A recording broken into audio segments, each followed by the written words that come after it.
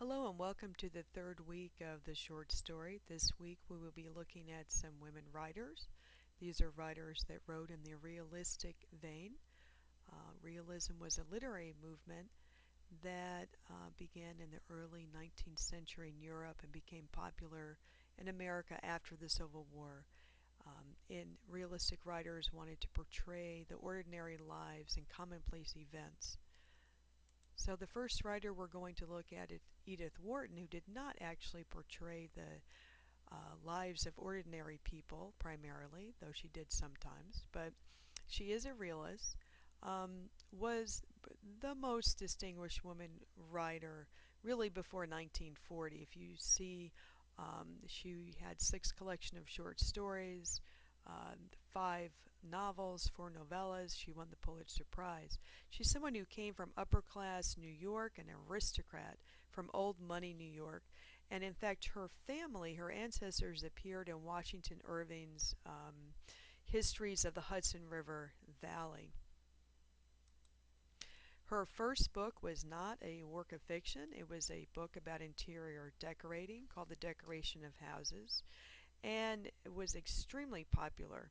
In this book, she put forth the idea that people should decorate their houses not just according to the fashion of the elite or the aristocrats, but according to their own personal tastes. Her own house, one of her houses, but this is the one she lived at, country house in Lenox, Massachusetts, that is still there. I try to visit myself once a year or so, and it's beautifully decorated. And she built the house herself, designed it, and if you get a chance to visit it in Lenox, Massachusetts, you'll probably enjoy it very much. Now, her first work of fiction, novel that is, she had become popular. Her short stories were already popular, but The House of Mirth in 1905 is when she really gained her reputation as significant writer, significant novelist. And her pathetic heroine, Lily Bart, has come down to us as an important figure in literary history. She began in her works of fiction to be often critical of upper class society. She pierced the veil of kind of moral respectability and exposed the motivations of people that on the surface appeared to be respectable. And Ethan Frome, this is a wonderful example of American naturalism. And in this book, she portrays the life of a poor, impoverished farmer. The Age of Innocence is one of her masterworks. It appeared in 1920, and in 1921 she received the Pulitzer Prize for that novel. So Wharton is just so important to American literature. I have a link to The Age of Innocence, which I hope will open. It's a trailer to a film. I just thought you would enjoy seeing some of the backgrounds, the way that it's filmed, the rich textures. I want you to talk to me about May. Are you very much in love with her? As much as a man can be. Do you think there's a limit?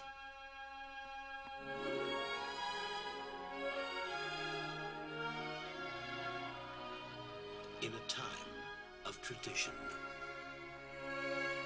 in a place of privilege, Newland Archer lived his life by the rules of his society. I want everybody to know What? that we're engaged.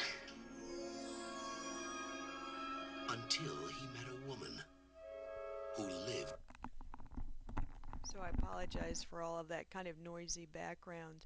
Um, but this, I hope that that gave you a sense of the very opulent society in which many of her stories are set. Now, the journey is not so much so an opulent society at all. In fact, we're trapped on a train car with a young woman from a middle class background, and here she is traveling all the way from Colorado to New York. I happen to do that. There's New York. I happen to do that journey myself, and it takes several days. Here are some photographs of and illustrations of what it was like to travel at that time in these train cars, it does become claustrophobic. And it's an interesting short story. Some critics have read it as an indictment, perhaps, of being trapped in marriage, being trapped in society. So that's an interesting take on the story. Perhaps we can discuss that more online. All right, our next writer, Kate Chopin, is considered a regional writer, though she has gained a real following among feminists. And you may have read The Awakening, her novel, which we'll talk about in just a second. Um, she was considered really a foremost Southern regionalist writer, born and raised in St. Louis. She married Oscar Chopin in 1870 and moved to Louisiana, to New Orleans. When her husband died in 1882, she was a young widow with 5 children, and she was left $12,000 in debt. She's a very strong, resourceful woman. She ran the family, continued to run the family business, and even had an affair with a married man. And this experience of being independent, about breaking societal rules, we see that reflected in her fiction, especially when you read The Storm. You can think about this, her own background. And she was really rediscovered in the 20th century by feminists who celebrated her work. She wrote about a society that was dominated by people of French descent, the Creoles, who are more of an upper class group or regarded themselves as such, and the Acadians, the current Cajuns kind of trace themselves to the Acadians. They were kind of more later comers. They came from French Canada and moved down to New Orleans. So it's very interesting. I've linked you to a history of Creole farmers. This was Kate Chopin's house. Unfortunately, it burned to the ground, which is very sad. But you get a sense of the architecture also. She had wrote, here's a first edition of a collection of her short stories, but Kate Chopin is most well known for The Awakening, and I'm going to try to show you um, a clip from a film based on her novel The Awakening, about a woman who feels trapped by society um, and escapes it, but I won't tell you how. So let's see if this will open up. I'm not sure that it will. Here we go. Let me just cue this up a little bit. Again, I apologize for some of this distracting images on the side of the screen. Papa, the carriage is leaving. Papa, it's time to go. And for you, my little ragamuffins. Oops. Sorry about this.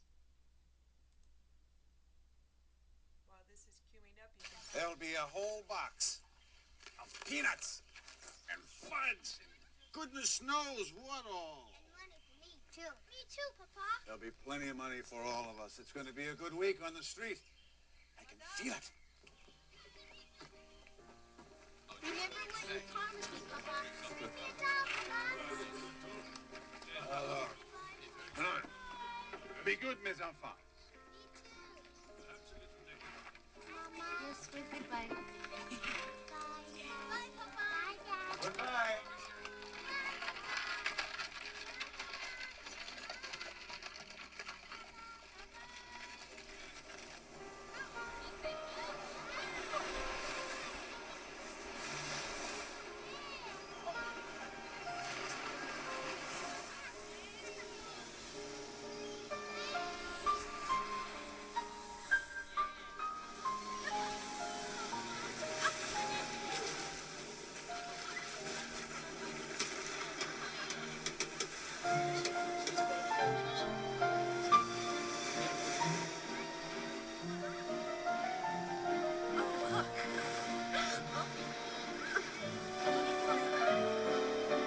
You're right.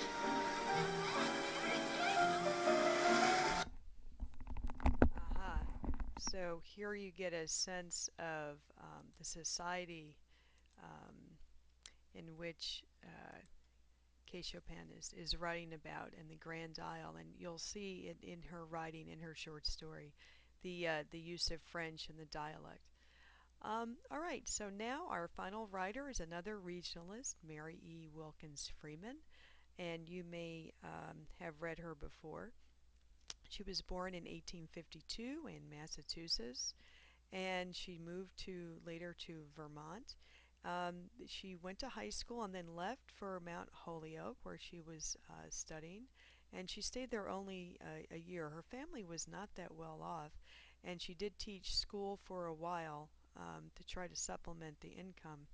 Interestingly, she began publishing and did not marry, very independent woman, did not marry until she was 50. Like Edith Wharton, unfortunately, she had a very unhappy marriage. Her husband was an alcoholic. Her reputation as a successful writer was established with her first two collections of short fiction, published in 1887 and then in 1891. And this again was well before she met her husband. She really was one of the foremost female authors of her day, working in a variety of genres, including children's literature, poetry, drama, novels, but is most well known for her short story. Old Woman Magoon, we'll be reading that. There's an illustration. But she's most well known for The Revolt of Mother, a kind of somewhat funny um, um, story. So a little bit of humor there.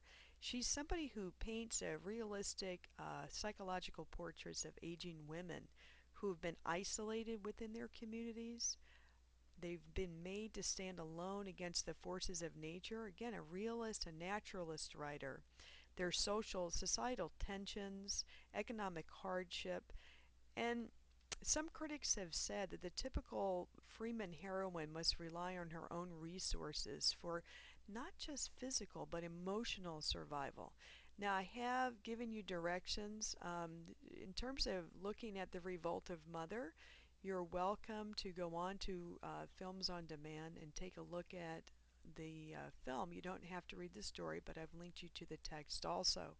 So it might be interesting to take a look at that. And let me just see if I can pull this up, um, if I still have this pulled up for, yeah, here it is. So let me just see, show you a little I clip. don't understand when you're married.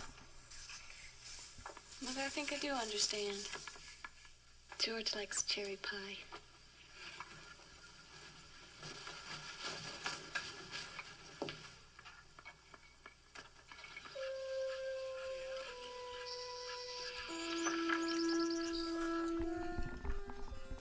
Her husband is building For this and all other blessings, the Lord make us truly thankful. her husband is building a huge barn after he has promised her for years that he will build a new house. So you'll see the ending and what happens. So I look forward to your posts, to seeing what you think of these stories. And I will, again, as usual, see you